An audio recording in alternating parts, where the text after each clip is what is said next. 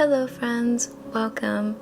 This painting I'm sharing with you today was one of the hardest in a while, I think. But before I start talking about the painting, in this video I'm painting Adriana from the movie Midnight in Paris.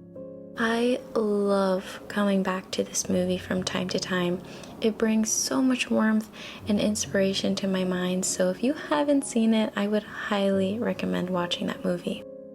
In a part of the movie, they share that Adriana was Picasso's muse, and well, I just couldn't help myself but to paint her too, so I'm really happy that I finally got to do that.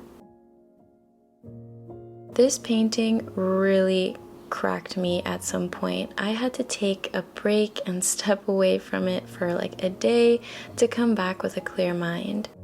My frustration brought some sadness because, when you're working on something really hard to achieve something, it could be very discouraging when you don't see the pieces come together.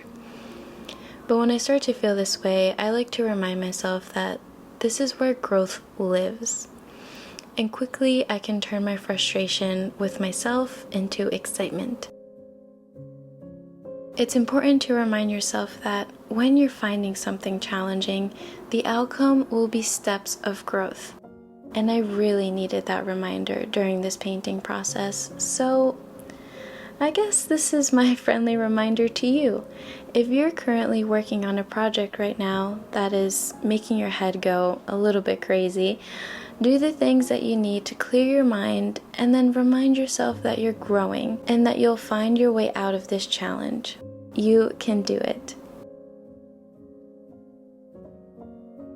You can tell so far that I've been flying through the beginning stages of this painting, and that's because I'm trying to save you from the misery. But I still felt that it was very important for me to share these struggle stages with you because showing my real process is really important to me. The ugly stages are real and do exist, so if you come across an ugly stage, don't stop there and keep going.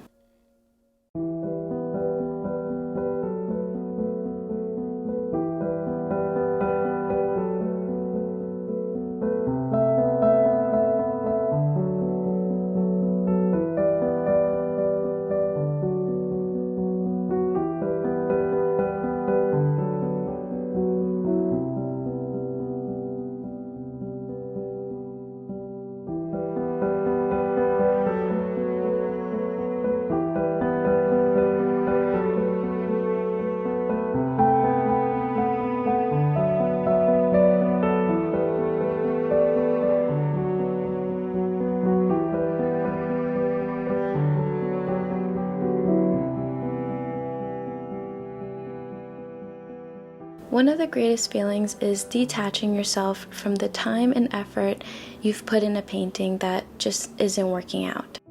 Wiping off the things I didn't like was so satisfying to do, but also so hard to watch. What I love most about doing this, though, is that it brings this sense of bravery, and anytime I continue a painting after wiping off everything I already did, I kind of feel unstoppable.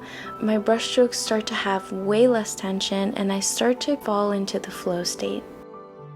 But before we get to the good part, I want to thank today's sponsor. Thank you, Pear Eyewear, for sponsoring today's video. I recently got this space frame called the Soto with my prescription on it, and this was the first time I didn't get a headache from wearing new glasses. I have been wearing glasses for over 10 years now, so I was very shocked and I haven't stopped wearing them since then. I also got these really fun top frames that are super easy to put on to instantly change your look. There are magnets on the corners of the frames to make it really easy to put on and take off. What I love most about Pear Eyewear is how affordable they are. You can get prescription glasses for only $60 and switch up your style with a wide variety of top frames for only $25.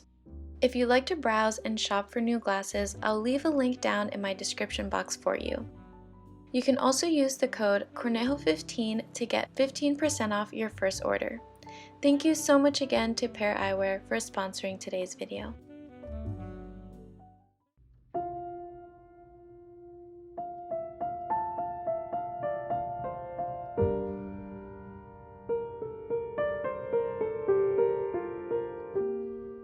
And we're back on this roller coaster of a painting.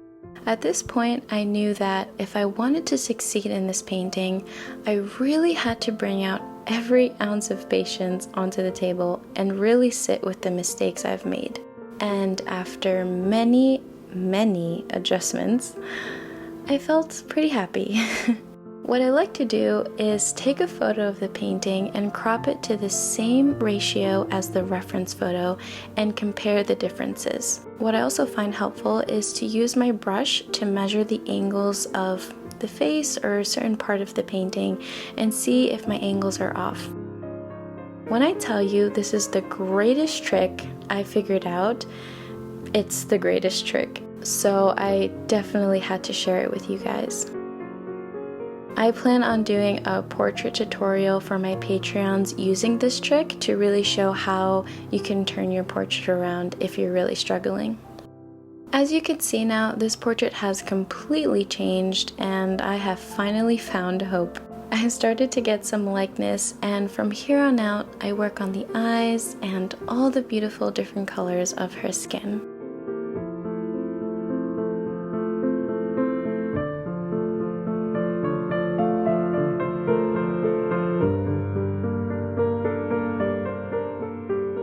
I found myself a bit confused when painting her skin because I was painting from a reference photo that had a very heavy color grade on top because of the movie, and I kind of thought it would be cool to recreate this vintage mood that the movie gives off into this painting. So I decided to just go along with it and paint the colors that I saw despite it being kind of confusing.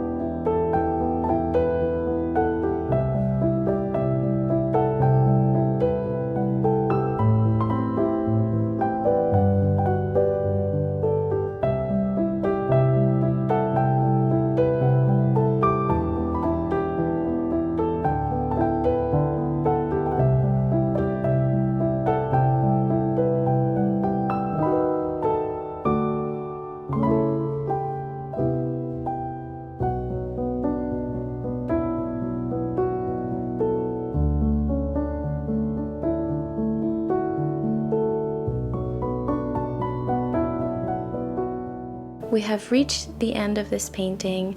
Now looking back at it, I'm very proud with myself for pushing through and achieving this result. I love walking away with a lesson after every painting, and I hope that this helped you and inspired you in some way. I'm sending you lots of love. Thank you so much for being here, and I'll see you here very soon.